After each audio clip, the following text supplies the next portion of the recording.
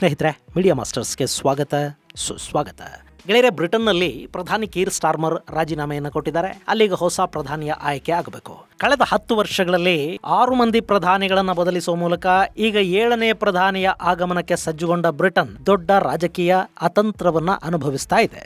ಇನ್ನು ಈಗ ಸಂಭಾವ್ಯ ಪ್ರಧಾನಿ ಅಭ್ಯರ್ಥಿ ಅಂತ ಕರೆಸ್ಕೊಳ್ತಾ ಇರೋ ಆಂಡಿ ಬರ್ನ್ಹ್ಯಾಮ್ ಅವರ ಭಾರತದ ಜೊತೆಗಿನ ಸಂಬಂಧಗಳು ಹೇಗಿರುತ್ತವೆ ಅನ್ನೋ ಬಗ್ಗೆ ಕೂಡ ಕುತೂಹಲ ಉಂಟಾಗ್ತಾ ಇದೆ. ಹಾಗೆ ನಮ್ಮ ಪಕ್ಕದ ಬಾಂಗ್ಲಾದೇಶದ ಪ್ರಧಾನಿ ತಾರಿಕ್ ರೆಹಮಾನ್ ಚೈನಾಗ್ ಹೋಗಿದ್ದಾನೆ. ಆತ ಪ್ರಧಾನಿ ಆದ ನಂತರದ ಮೊದಲ ಭೇಟಿಗೆ ಭಾರತವನ್ನ ಆಯ್ಕೆ ಮಾಡಿಕೊಂಡಿಲ್ಲ, ಬದಲಿಗೆ ಮಲೇಷಿಯಾ ಹಾಗೂ ಚೈನಾಗಳು ಆತನ ಆಯ್ಕೆ ಆಗಿವೆ. ಹಾಗೆ ಭಾರತ ಮತ್ತು ಬಾಂಗ್ಲಾ ನಡುವೆ ಗಡಿಯಲ್ಲಿನ ಪರಿಸ್ಥಿತಿ ಇನ್ನೂ ಹಾಗೆ ಮುಂದುವರಿತಾ ಇದೆ. ಅಲ್ಲಿ ಅಕ್ರಮ ವಲಸಿಗರನ್ನ ಹೊರಹಾಕೋದಿಕ್ಕೆ BSF ಮಾಡ್ತಾ ಇರೋ ಪ್ರಯತ್ನಗಳಿಗೆ BGB ಹಾಗೂ ಸ್ಥಳೀಯ ಜನ ಅಡ್ಡಿಯನ್ನುಂಟು ಮಾಡ್ತಾ ಇದ್ದಾರೆ. ಅಲ್ಲಿ ಜನ ಅಡ್ಡಿ ಉಂಟು ಮಾಡ್ತಾ ಇದ್ದಾರೆ ಅನ್ನೋದಕ್ಕಿಂತ ಜನರನ್ನ ಮುಂದಿಟ್ಟುಕೊಂಡು ಆಟ ಕಟ್ಟುವ ಕೆಲಸ ಅಲ್ಲಿ ನಡೆದಿದೆ. ಇದೇ ಸಂದರ್ಭದಲ್ಲಿ ಭಾರತ ಬಾಂಗ್ಲಾ ಮತ್ತು ನೇಪಾಳ ಎರಡಕ್ಕೂ ಒಂದು ಎಚ್ಚರಿಕೆ ಕೊಡೋ ಕೆಲಸವನ್ನ ವಿದ್ಯುತ್ ಸರಬರಾಜಿನ ಮೂಲಕ ಮಾಡಿದೆ. ಬಾಂಗ್ಲಾಗೆ ನೇಪಾಳದ ಮೂಲಕ ಹೋಗುವ ವಿದ್ಯುತ್ಗೆ ಭಾರತದ ಗ್ರಿಡ್ಗಳನ್ನು ಬಳಸೋದಕ್ಕೆ ನಿರಾಕರಿಸಲಾಗಿದೆ. ಹಾಗಾದ್ರೆ ಏನು ಈ 3 ಬೆಳವಣಿಗೆಗಳು? ಇವುಗಳಿಂದ ಭಾರತದ ಮೇಲೆ ಉಂಟಾಗೋ ಪರಿಣಾಮಗಳೇನು? ಬನ್ನಿ ನೋಡೋಣ.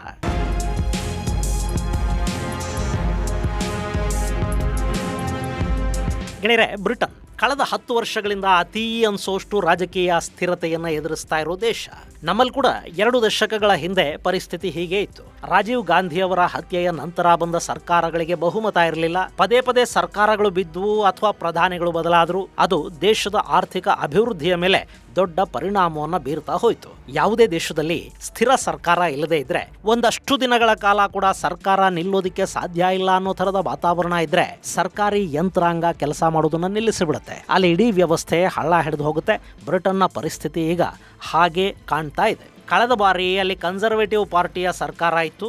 ಅಲ್ಲಿ ಕೂಡ ಪದೇ ಪದೇ ಪ್ರಧಾನಿಗಳು ಬದಲಾದರು. ಆನಂತರ ಲೇಬರ್ ಪಕ್ಷ ಅಧಿಕಾರಕ್ಕೆ ಬಂತು. ಕೀರ್ ಸ್ಟಾರ್ಮರ್ ಬ್ರಿಟನ್ನ ಪ್ರಧಾನಿ ಆದರೂ ಅದಾಗಿ 1 ವರ್ಷ ಕಳೆಯೋ ಮೊದಲೇ ಅವರು ರಾಜೀನಾಮೆ ಕೊಟ್ಟಿದ್ದಾರೆ. ನನ್ನ ಪಕ್ಷದ ನಾಯಕರು ಹಾಗೂ ಸದಸ್ಯರೇ ನನ್ನ ಮೇಲೆ ವಿಶ್ವಾಸವನ್ನ ಇಟ್ಟಿಲ್ಲ. ಮುಂದಿನ ಚುನಾವಣೆಯಲ್ಲಿ ನನ್ನ ನೇತೃತ್ವದಲ್ಲಿ ಪಕ್ಷ ಗೆಲ್ಲೋದು ಕಷ್ಟ ಅಂತ ಅವರು ಭಾವಿಸ್ತಾ ಇದ್ದಾರೆ. ಹೀಗಾಗಿ ನಾನು ರಾಜೀನಾಮೆಯನ್ನು ಕೊಟ್ಟಿದ್ದೀನಿ. ಮುಂದಿನ ಪ್ರಧಾನಿನ ಅವರು ಆಯ್ಕೆ ಮಾಡಿಕೊಳ್ಳಿ ಅಂತ ಕೀರ್ ಸ್ಟಾರ್ಮರ್ ಹೇಳಿದ್ದಾರೆ. ಅಲ್ಲಿ ಇದೇ ವರ್ಷ ಸೆಪ್ಟೆಂಬರ್ ಹೊತ್ತಿಗೆ ಹೊಸ ಪ್ರಧಾನಿಯ ಆಯ್ಕೆ ಆಗುತ್ತೆ. ಲೇಬರ್ ಪಾರ್ಟಿಯ ಒಳಗೆ ಆಂತರಿಕ ಚುನಾವಣೆ ನಡೆದು ಬ್ರಿಟನ್ನ ಹೊಸ ಪ್ರಧಾನಿಯನ್ನ ಅವರು ಆಯ್ಕೆ ಮಾಡ್ಕೋತಾರೆ. ಗೆಳೆಯರೆ, ಅಲ್ಲಿ ಆರ್ಥಿಕ ಪರಿಸ್ಥಿತಿಗಳನ್ನು ಸುಧಾರಿಸುವುದರಲ್ಲಿ ಸ್ಟಾರ್ಮರ್ ವಿಫಲ ಆಗಿದ್ರು. ಬ್ರಿಟನ್ನಲ್ಲಿ ಬೆಲೆ ಏರಿಕೆ ಮತ್ತು ಬದುಕುವ ವೆಚ್ಚಗಳು ಹೆಚ್ಚಾಗ್ತಾ ಹೋಗ್ತಾ ಇವೆ. ಅದನ್ನ ನಿಯಂತ್ರಿಸೋದಕ್ಕೆ ಸರ್ಕಾರಕ್ಕೆ ಸಾಧ್ಯ ಆಗಲಿಲ್ಲ. ವಲಸಿಗರ ಸಂಖ್ಯೆ ವಿಪರೀತ ಆಗ್ತಾ ಇದೆ. ಅವರು ಮಾಡ್ತಾ ಇರೋ ಅಪರಾಧ ಪ್ರಕರಣಗಳು ಕೂಡ ಹೆಚ್ಚಾಗ್ತಾ ಇವೆ. ವಲಸೆಗಳ ವಿಷಯದಲ್ಲಿ ಸರಿಯಾದ ನಿಲುವು ತಗೊಳ್ಳೋದ್ರಲ್ಲಿ ಸ್ಟಾರ್ಮರ್ ವಿಫಲರಾದ್ರು. ಈ ಬಗ್ಗೆ ಬ್ರಿಟನ್ನ ಜನ ತೀವ್ರ ಆಕ್ರೋಶ, ಅಸಮಾಧಾನವನ್ನ ವ್ಯಕ್ತಪಡಿಸೋದಕ್ಕೆ ಶುರು ಮಾಡಿದ್ರು. ಇನ್ನು ಅಲ್ಲಿನ ಪಾಕಿಸ್ತಾನ ಮೂಲದ ಗ್ರೂಮಿಂಗ್ ಗ್ಯಾಂಗ್ಗಳ ಸಮಸ್ಯೆಯನ್ನ ಸರಿಪಡಿಸೋದಕ್ಕೆ ಸಾಧ್ಯ ಆಗ್ಲೇ ಇಲ್ಲ. ಜೊತೆಗೆ ಎಪ್ಸ್ಟೀನ್ ಫೈಲ್ಸ್ ವಿವಾದ ಕೂಡ ಕೀರ್ ಸ್ಟಾರ್ಮರ್ ಅವರ ರಾಜೀನಾಮೆಗೆ ಕಾರಣ ಆದಂತೆ ಕಾಣ್ತಾ ಇದೆ. ಹಾಗೆ ನೋಡಿದ್ರೆ ಎಪ್ಸ್ಟೀನ್ ವಿವಾದದ ಮೂಲ ಅಮೆರಿಕ. ಅದರಲ್ಲಿ ದೊಡ್ಡದಾಗಿ ಕೇಳಿ ಬಂದದ್ದು ಟ್ರಂಪ್ ಹೆಸರು. ಆದ್ರೆ ಟ್ರಂಪ್ಗೆ ಅಲ್ಲಿ ಏನೂ ಆಗಲಿಲ್ಲ. ಸ್ಟಾರ್ಮರ್ ಹೆಸರು ಆ ವಿವಾದದಲ್ಲಿ ನೇರವಾಗಿ ಎಲ್ಲೂ ಕಾಣಿಸ್ಕೊಳ್ಳೇ ಇಲ್ಲ. ಆದ್ರೆ ಬ್ರಿಟನ್ನಲ್ಲಿ ಏನಾಯ್ತು ಅಂದ್ರೆ, ಎಪ್ಸ್ಟೀನ್ಗೆ ಅತ್ಯಾಪ್ತ ಮತ್ತು ಗೆಳೆಯ ಅಂತ ಗುರುತಿಸಿಕೊಂಡಿದ್ದ ಪೀಟರ್ ಮ್ಯಾಂಡಲ್ಸನ್ ಅನ್ನ ಕೀರ್ ಸ್ಟಾರ್ಮರ್ ಅಮೆರಿಕಾದ ಬ್ರಿಟಿಷ್ ರಾಯಭಾರಿಯಾಗಿ ನೇಮಕ ಮಾಡಿದ್ರು. ಇದು ಬ್ರಿಟನ್ನಲ್ಲಿ ವಿವಾದಕ್ಕೆ ಕಾರಣ ಆಯಿತು. ಪ್ರತಿಪಕ್ಷಗಳು ಮತ್ತು ಸ್ವಪಕ್ಷದಲ್ಲಿನ ವಿರೋಧಿಗಳು ಕೂಡ ಇದನ್ನ ಟೀಕೆ ಮಾಡ್ತಾ ಹೋದ್ರು. ಅದರ ಜೊತೆಗೆ ಆಡಳಿತದ ಮೇಲೆ ಹಿಡಿತ ಸಾಧಿಸೋದಕ್ಕೆ ಸಾಧ್ಯ ಆಗಲಿಲ್ಲ ಅನ್ನೋದು ಎಲ್ಲ ಸೇರಿಕೊಂಡು ಸ್ಟಾರ್ಮರ್ ರಾಜೀನಾಮೆಗೆ ಪಕ್ಷದ ಒಳಗಿಂದಲೇ ಒತ್ತಡಗಳು ಶುರುವಾದವು. ಈಗ ಅವರು ರಾಜೀನಾಮೆ ಕೊಟ್ಟಿದ್ದಾರೆ. ಮಜಾ ಅಂದ್ರೆ ಅವರು ಹಾಗೆ ರಾಜೀನಾಮೆ ಕೊಟ್ಟ ದಿನವೇ ಅಲ್ಲಿನ ಗ್ರೇಟ್ ಮ್ಯಾಂಚೆಸ್ಟರ್ನ ಮೇಯರ್ ಆಗಿದ್ದ ಆಂಡಿ ಬರ್ನ್ಹ್ಯಾಮ್ ಮೇಕರ್ಫೀಲ್ಡ್ ಬೈ ಎಲೆಕ್ಷನ್ ನಲ್ಲಿ ಗೆದ್ದು ಸಂಸದರಾಗಿ ಬ್ರಿಟನ್ ಪಾರ್ಲಿಮೆಂಟ್ ಅನ್ನ ಪ್ರವೇಶ ಮಾಡಿದ್ದಾರೆ. ಮತ್ತು ಈಗ ಮುಂದಿನ ಪ್ರಧಾನಿ ರೇಸ್ ಅಲ್ಲಿ ದೊಡ್ಡದಾಗಿ ಕೇಳಿ ಬರ್ತಾ ಇರೋದು ಇದೇ ಆಂಡಿ ಬರ್ನ್ಹ್ಯಾಮ್ ಹೆಸರು.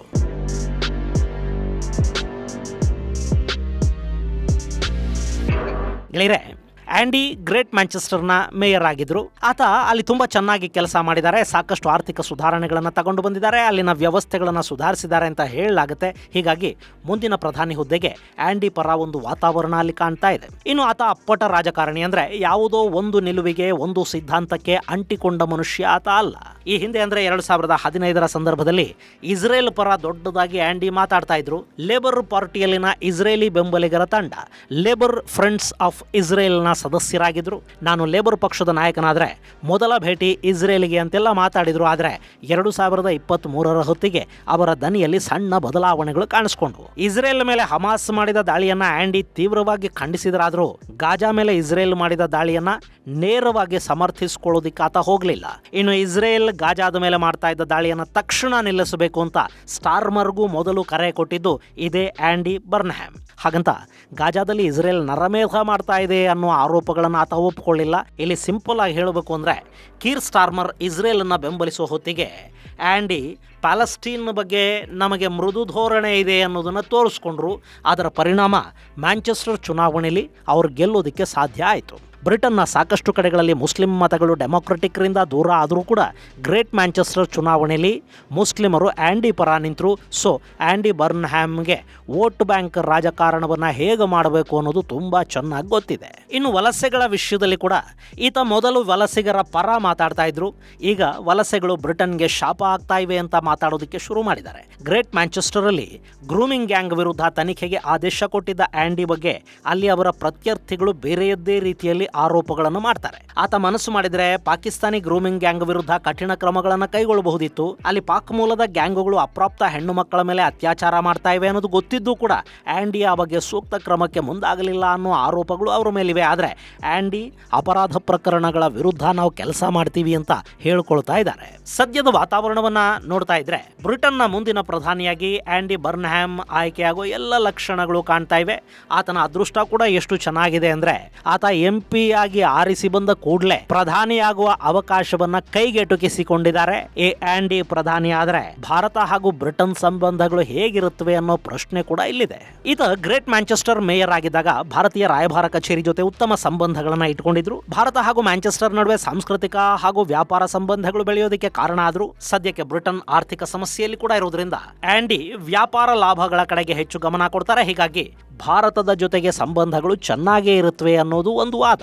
ಇನ್ನು ಮುಸ್ಲಿಂ ಮತಗಳ ಮೇಲೆ ಆತ ಕಣ್ಣಿಟ್ರೆ ಪಾಕಿಸ್ತಾನ ಹಾಗೂ ಇನ್ನಿತರ ಭಾರತ ವಿರೋಧಿ ದೇಶಗಳ ಲಾಬಿ ಆತನ ಸುತ್ತ ಸೇರ್ಕೋಬಹುದು ಅನ್ನೋದು ಇನ್ನೊಂದು ವಾದ.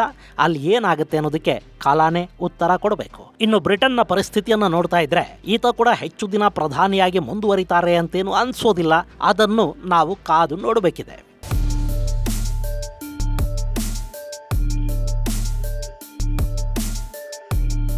ಇನ್ನು ಎರಡನೆಯ ವಿಷಯ ಭಾರತ ಮತ್ತು ಬಾಂಗ್ಲಾದೇಶಗಳಿಗೆ ಸಂಬಂಧಪಟ್ಟಿದ್ದು. ಗೆಳೆಯರೆ, ಬಾಂಗ್ಲಾದಲ್ಲಿ ಯೂನಸ್ ಇರುವಾಗ ಆತ ಭಾರತದ ವಿರುದ್ಧ ಕೆಲಸ ಮಾಡ್ತಾ ಇದ್ದ. ಚೈನಾ ಜೊತೆ ಅತಿ ಹೆಚ್ಚು ಸ್ನೇಹ ಮಾಡೋದಕ್ಕೆ ಮುಂದಾದ. ಹಾಗೆ ನೋಡಿದ್ರೆ ಬಾಂಗ್ಲಾದೇಶ ಹಸೀನಾ ಕಾಲದಲ್ಲಿ ಕೂಡ ಚೈನಾ ಜೊತೆ ಉತ್ತಮ ಸಂಬಂಧಗಳನ್ನ ಇಟ್ಟುಕೊಂಡಿತ್ತು. ಆದ್ರೆ ಹಸೀನಾ ಎಲ್ಲೂ ಭಾರತದ ಹಿತಾಸಕ್ತಿಗಳಿಗೆ ಧಕ್ಕೆ ಬಾರದ ಹಾಗೆ ಚೈನಾದ ಸಂಬಂಧಗಳನ್ನ ಮೇಂಟೈನ್ ಮಾಡ್ತಾ ಹೋಗ್ತಾ ಇದ್ರು. ಈಗ ಬಾಂಗ್ಲಾದ ಹೊಸ ಪ್ರಧಾನಿ ತಾರೀಖ್ ಕೂಡ ಹೆಚ್ಚು ಚೈನಾದ ಕಡೆಗೆ ವಾಲ್ತಾ ಇರೋದು ಕಾಣ್ತಾ ಇದೆ. ಆತ ಪ್ರಧಾನಿಯಾದ ನಂತರದ ಮೊದಲ ವಿದೇಶಿ ಪ್ರವಾಸಕ್ಕೆ ಭಾರತವನ್ನ ಆಯ್ಕೆ ಮಾಡಿಕೊಂಡಿಲ್ಲ. ಹಾಗಂತ ನೇರವಾಗಿ ಮೊದಲ ಪ್ರವಾಸ ಚೈನಾಗೂ ಕೈಗೊಂಡಿಲ್ಲ. ಬಹಳ ಬುದ್ಧಿವಂತಿಕೆಯಿಂದ ಮೊದಲ ಪ್ರವಾಸವನ್ನ ಮಲೇಷಿಯಾಗೆ, ಎರಡನೇ ಪ್ರವಾಸವನ್ನ ಆತ ಚೈನಾಗೆ ಹಮ್ಮಿಕೊಂಡಿದ್ದಾರೆ. ಮಲೇಷಿಯಾದಲ್ಲಿ ಪ್ರಧಾನಿ ಅನ್ವರ್ ಇಬ್ರಾಹಿಂ ಜೊತೆ ತಾರೀಖ್ ದ್ವಿಪಕ್ಷೀಯ ಮಾತುಕತೆಗಳಾಗಿವೆ. ಅಲ್ಲಿ ಬಾಂಗ್ಲಾದೇಶಿ ಕಾರ್ಮಿಕರ ಮೇಲೆ ಮಲೇಷಿಯಾ 2024ರಲ್ಲಿ ನಿರ್ಬಂಧವನ್ನು ಹೇರಿತು. ಮಲೇಷಿಯಾದಲ್ಲಿ ಕೆಲಸ ಹುಡುಕೊಳ್ಳೋದಕ್ಕೆ ದೊಡ್ಡ ಮಟ್ಟದಲ್ಲಿ ಬಾಂಗ್ಲಾದೇಶಿ ಕಾರ್ಮಿಕರು ಹೊರಡ್ತಾರೆ. ಆದರೆ ಕೆಲಸ ಕೊಡಿಸೋ ಏಜೆಂಟುಗಳು ಈ ಕಾರ್ಮಿಕರಿಗೆ ಹೇಳೋದೇ ಒಂದು, ಆ ನಂತರ ಅಲ್ಲಿಗೆ ಹೋದ ಮೇಲೆ ಆಗೋದೇ ಒಂದು. ಕೆಲ ಬಾರಿ ಕಳ್ಳ ಹಾದಿಗಳ ಮೂಲಕ ಇವರನ್ನ ಗಡಿ ದಾಟಿಸೋ ಕೆಲಸ ನಡೆಯುತ್ತೆ. ಅಲ್ಲಿ ಅವರಿಗೆ ಯಾವ ಉದ್ಯೋಗನೂ ಸಿಗೋದಿಲ್ಲ, ವೀಸಾ ಕೂಡ ಇರೋದಿಲ್ಲ. ಅವರು ಅಕ್ರಮವಾಗಿ ಕೆಲಸ ಹುಡುಕೊಳ್ಳೋ ಪ್ರಯತ್ನವನ್ನು ಮಾಡ್ತಾರೆ. ಅರೆಸ್ಟ್ ಆದರೆ ಜೈಲು ಪಾಲಾಗ್ತಾರೆ.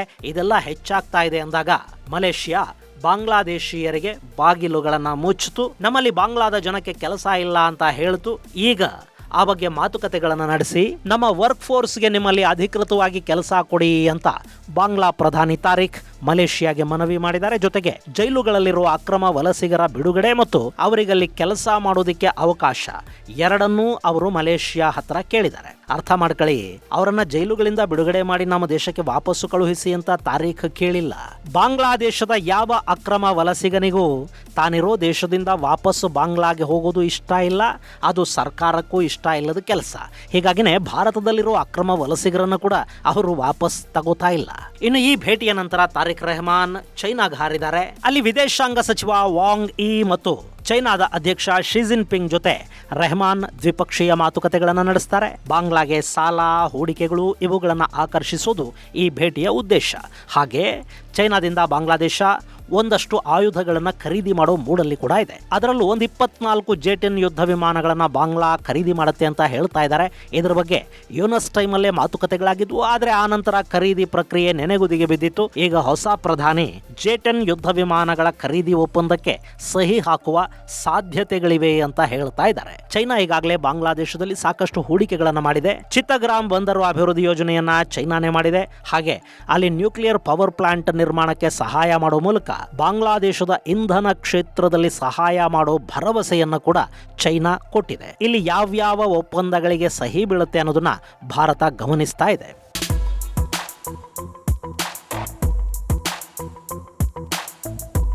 ಇನ್ನು ಹೀಗೆ ತಾರೀಖ್ ಚೈನಾಗೆ ಹೋಗಿರೋ ಸಂದರ್ಭದಲ್ಲೇ ನೇಪಾಳ ಹಾಗೂ ಬಾಂಗ್ಲಾ ಎರಡಕ್ಕೂ ಭಾರತ ಸಣ್ಣಗೆ ಒಂದು ಎಚ್ಚರಿಕೆಯನ್ನ ರವಾನೆ ಮಾಡಿದೆ. ಅದೇನು ಅಂದ್ರೆ, ಬಾಂಗ್ಲಾದೇಶಕ್ಕೆ ನೇಪಾಳ ವಿದ್ಯುತ್ ಸರಬರಾಜು ಮಾಡುತ್ತೆ. ನೇಪಾಳದಲ್ಲಿ ಸಾಕಷ್ಟು ನೀರಿರೋದ್ರಿಂದ ಅಲ್ಲಿ ಜಲವಿದ್ಯುತ್ ಉತ್ಪಾದನೆ ದೊಡ್ಡ ಪ್ರಮಾಣದಲ್ಲಿ ಆಗುತ್ತೆ. ನೇಪಾಳದ ಒಟ್ಟು ರಫ್ತು ವಹಿವಾಟೇನಿದೆ ಅದರಲ್ಲಿ ಬರೀ ವಿದ್ಯುತ್ ಮಾರಾಟದಿಂದ ಅವರು ಸುಮಾರು 20 ಬಿಲಿಯನ್ ನೇಪಾಳಿ ರೂಪಾಯಿಗಳನ್ನು ಗಳಿಸ್ತಾರೆ. ಹಾಗೆ ಭಾರತ ಮತ್ತು ಬಾಂಗ್ಲಾದೇಶಗಳಿಗೆ ಸುಮಾರು 1165 ಮೆಗಾವ್ಯಾಟ್ ವಿದ್ಯುತ್ ಮಾರಾಟ ಮಾಡ್ತಾರೆ. ಇನ್ನು ನೇಪಾಳದ ಒಟ್ಟು ವಿದ್ಯುತ್ ಉತ್ಪಾದನೆಯ 95% ಜಲವಿದ್ಯುತ್ತೇ ಇರುತ್ತೆ. ಅಲ್ಲಿ ಜಲವಿದ್ಯುತ್ ಉತ್ಪಾದನೆ ಹೇಗೆ ಅಂದ್ರೆ, ಜೂನ್ ನಿಂದ ಅಕ್ಟೋಬರ್ ವರೆಗೆ ಅಂದ್ರೆ ಮಳೆಗಾಲದಲ್ಲಿ ಅತಿ ಹೆಚ್ಚು ನೀರಿರುತ್ತೆ, ಅದಕ್ಕೆ ರಭಸ ಕೂಡ ಇರುತ್ತೆ. ಹೀಗಾಗಿ ವಿದ್ಯುತ್ ಉತ್ಪಾದನೆ ಕೂಡ ಹೆಚ್ಚಾಗುತ್ತೆ. ನೇಪಾಳ ತನ್ನ ತ್ರಿಶೂಲ್ ಹಾಗೂ ಚೀಲಂ ಜಲವಿದ್ಯುತ್ ಘಟಕಗಳಿಂದ ಬರುವ ವಿದ್ಯುತ್ ಅನ್ನ ಈಗಾಗಲೇ 40 ಮೆಗಾವ್ಯಾಟ್ ನಷ್ಟು ಬಾಂಗ್ಲಾದೇಶಕ್ಕೆ ಮಾರಾಟ ಮಾಡ್ತಾ ಇದೆ. ಪ್ರತಿ ಯೂನಿಟ್ಗೆ $6.4 ನಂತೆ ನೇಪಾಳ ಬಾಂಗ್ಲಾದಿಂದ ವರ್ಷಕ್ಕೆ ಸುಮಾರು $9.4 ಮಿಲಿಯನ್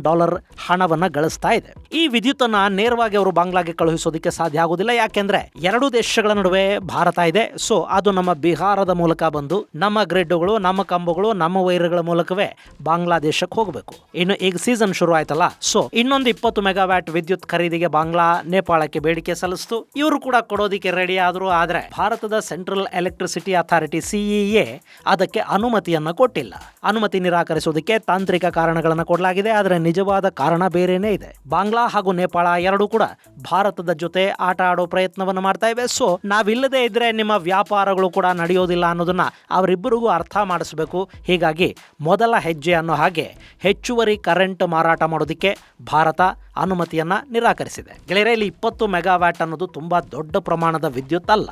ನೇಪಾಳ ಒಟ್ಟು ಸುಮಾರು 13,000 ಮೆಗಾವ್ಯಾಟ್ ವಿದ್ಯುತ್ ಉತ್ಪಾದನಾ ಸಾಮರ್ಥ್ಯವನ್ನು ಹೊಂದಿದೆ.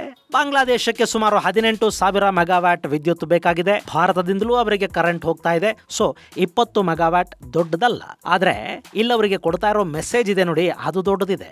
ನಮ್ಮನ್ನ ಬಿಟ್ರೆ ನೀವಿಲ್ಲ, ನಾವು ಮನಸ್ಸು ಮಾಡಿದ್ರೆ ಬೇರೆ ದೇಶಗಳ ಜೊತೆ ವ್ಯಾಪಾರ ಮಾಡುವುದು ನಿಮಗೆ ಕಷ್ಟ ಆಗುತ್ತೆ ಅನ್ನೋದನ್ನ ಭಾರತ ಇಲ್ಲಿ ಅರ್ಥ ಮಾಡಿಸೋ ಪ್ರಯತ್ನವನ್ನು ಮಾಡಿದೆ. ಆದ್ರೆ ಇದಿಷ್ಟೇ ಅವರಿಗೆ ಸಾಕಾಗುತ್ತೆ ಅಂತೇನಲ್ಲ.